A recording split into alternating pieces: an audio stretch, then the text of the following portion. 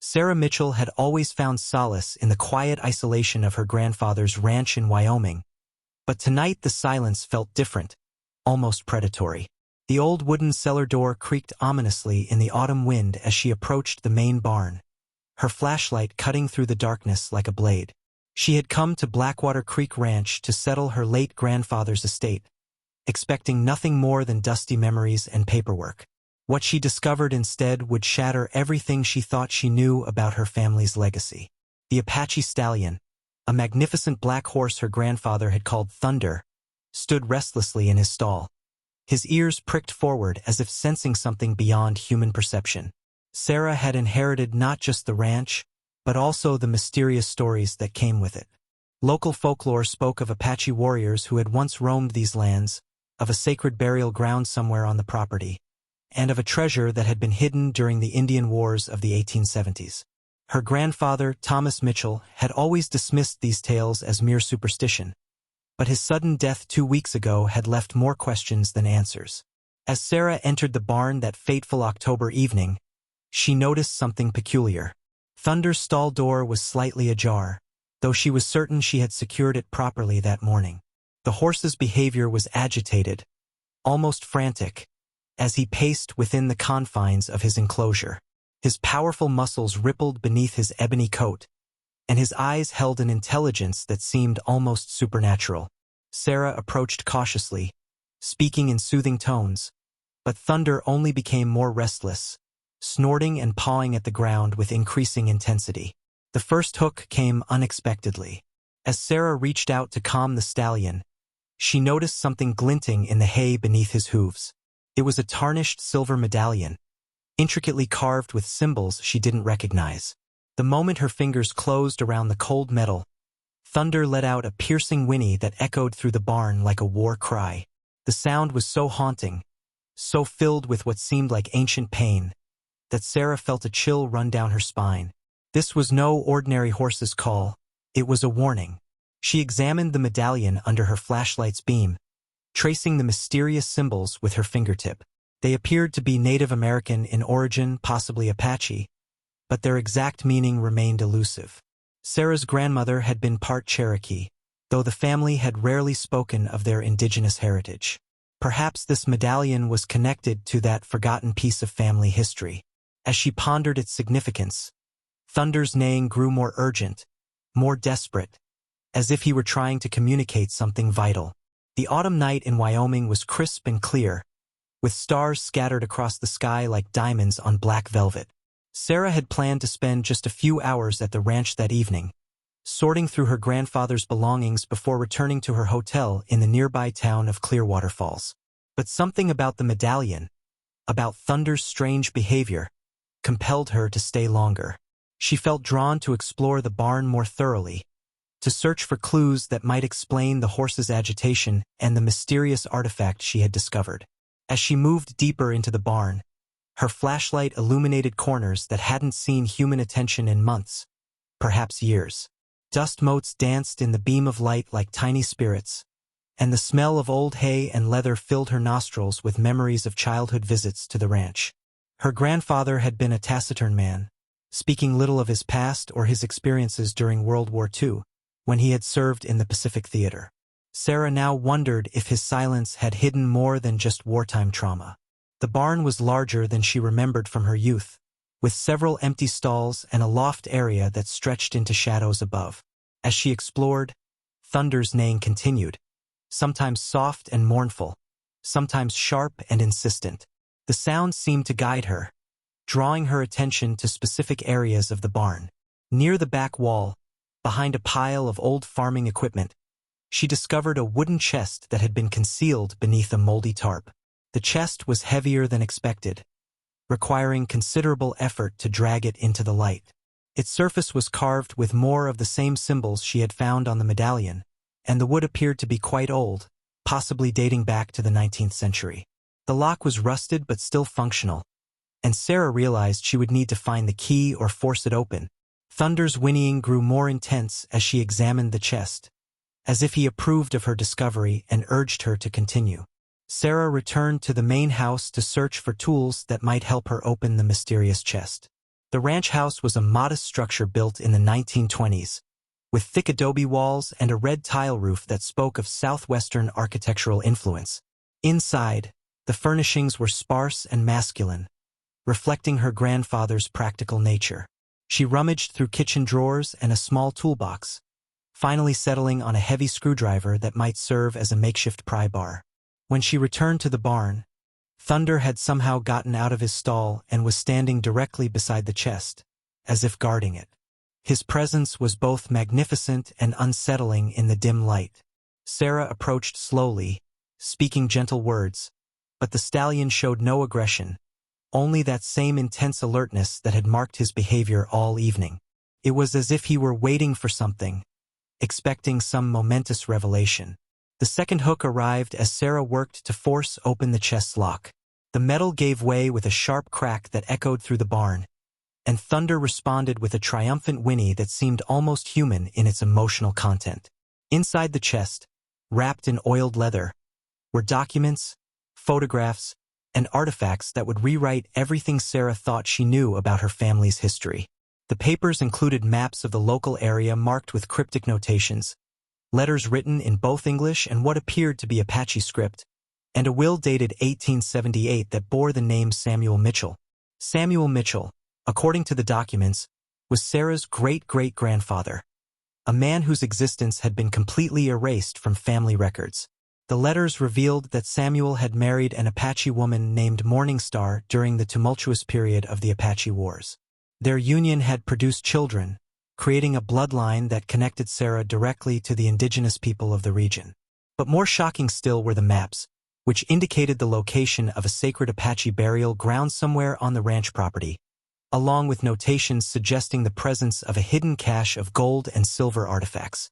The photographs in the chest were sepia-toned images from the late 1800s, showing Samuel Mitchell standing alongside Apache warriors and their families.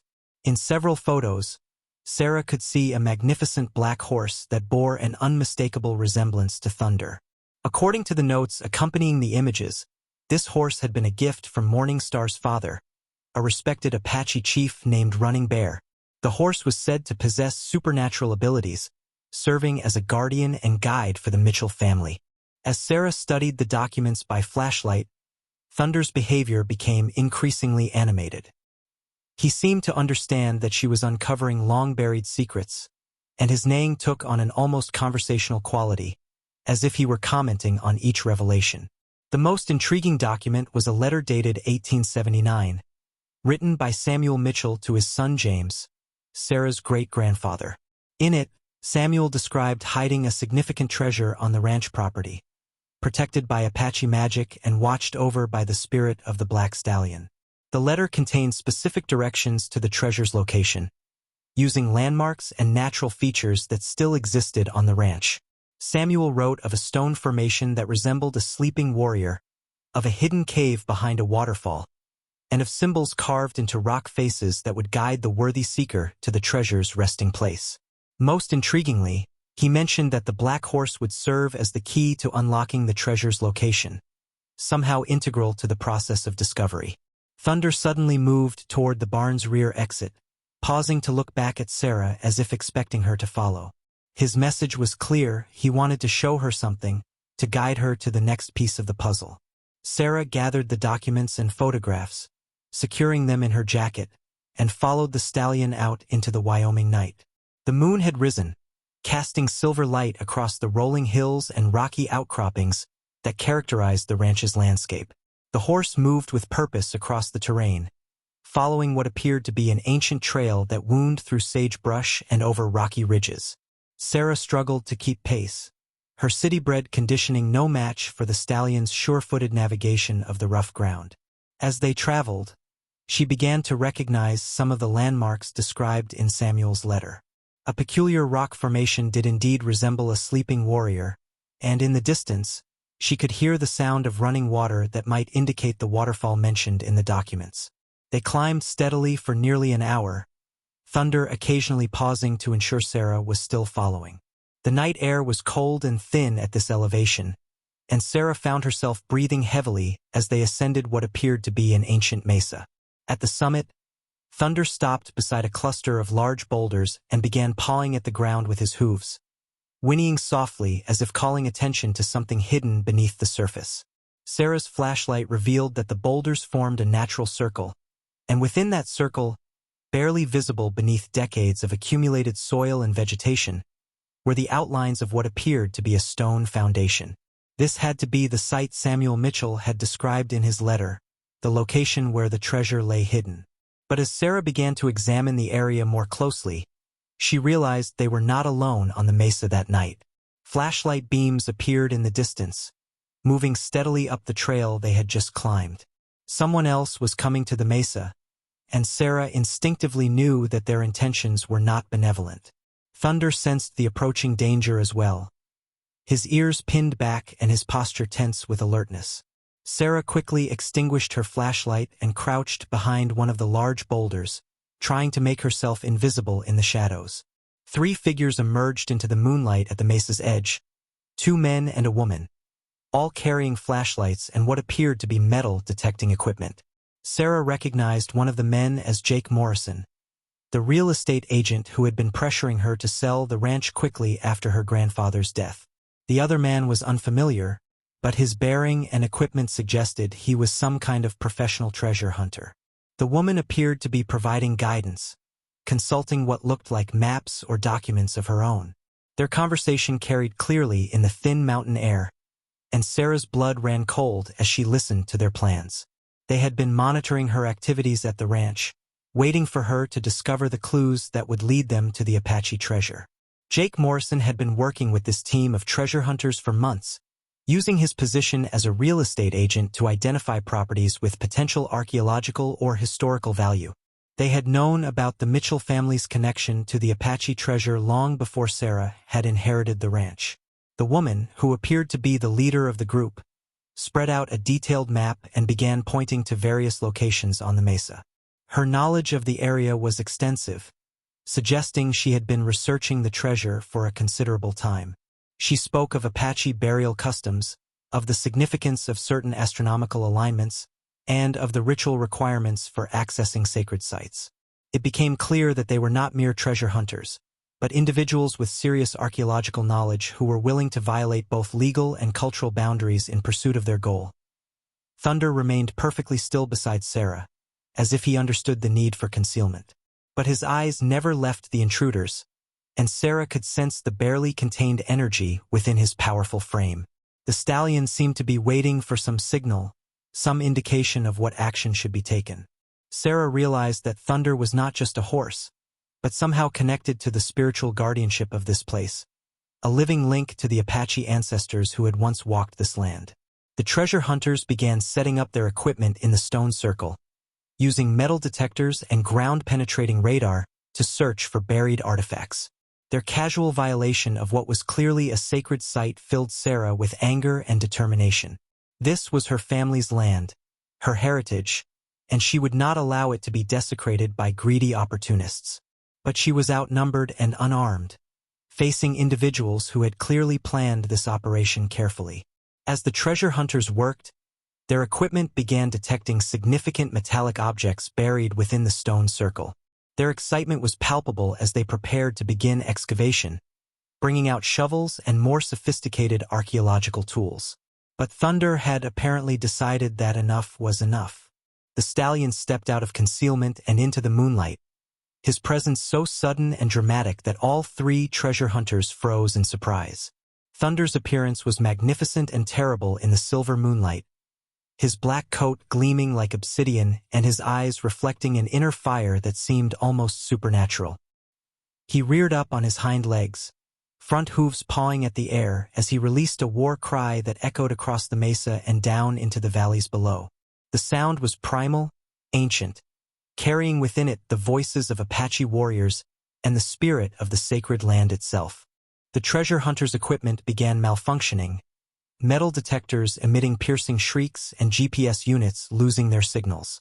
The woman who led the group began backing away from the stone circle, her face pale with what might have been fear or recognition. She seemed to understand that they had triggered something beyond their comprehension, awakened forces that would not be easily dismissed or controlled. Sarah chose that moment to step into the light, holding Samuel Mitchell's letter and the Apache medallion. She announced herself as the rightful owner of the land and demanded that the treasure hunters leave immediately. Her voice carried across the mesa with surprising authority, bolstered by Thunder's intimidating presence and the weight of ancestral legitimacy. She explained that this was a sacred Apache burial ground, protected by federal law and tribal treaty rights, and that any disturbance of the site constituted a serious criminal offense. Jake Morrison attempted to bluster his way through the confrontation, claiming that Sarah had no legal right to prevent legitimate archaeological research. But the woman leader of the group was already packing up their equipment, clearly shaken by Thunder's demonstration and Sarah's knowledge of the site's true significance. She understood that they had crossed a line, violated something sacred that would not forgive such transgression easily. As the treasure hunters retreated down the mesa trail, Sarah felt a profound connection to the land and to the horse who had guided her to this moment of truth. Thunder's breathing had returned to normal, but his alertness remained, as if he were ensuring that the intruders had truly departed. Sarah approached the stone circle with new reverence, understanding now that this was not merely a hiding place for material treasure, but a sacred site that deserved respect and protection. The medallion in her hand seemed to pulse with warmth as she stood within the ancient stone circle, and Sarah felt the presence of her ancestors, both Apache and Anglo, surrounding her with their blessings. She realized that the true treasure was not gold or silver artifacts, but the knowledge of her heritage and the responsibility to protect this sacred place for future generations. Thunder stood beside her like a guardian spirit, his mission completed but his vigil eternal. In the weeks that followed, Sarah would learn that Thunder was indeed descended from the original Apache stallion mentioned in Samuel Mitchell's letters, a bloodline that had been carefully preserved by her grandfather and his father before him. The horse was not just a family inheritance, but a living symbol of the bond between the Mitchell family and the Apache people, a connection that had been hidden but never severed across the generations. Sarah decided not to sell the ranch, instead choosing to preserve it as a cultural and historical site that honored both her Anglo and Apache heritage. She worked with local tribal authorities to ensure proper protection of the sacred burial ground, establishing the land as a preserve that would educate visitors about the complex history of the American West and the indigenous peoples who had called this region home for centuries. The story of that night on the mesa became a turning point in Sarah's life, transforming her from a city-dwelling attorney into a guardian of sacred land and family history. Thunder remained her constant companion and guide, helping her understand the deeper mysteries of the ranch and the spiritual significance of the connection between human and animal, between past and present, between the material and spiritual worlds that intersect in the high country of Wyoming. Years later, Sarah would still hear Thunder's call echoing across the mesa on quiet nights, a reminder of the ancient pact between her family and the Apache people, a promise that the sacred places would be protected and the stories would be remembered for generations yet to come.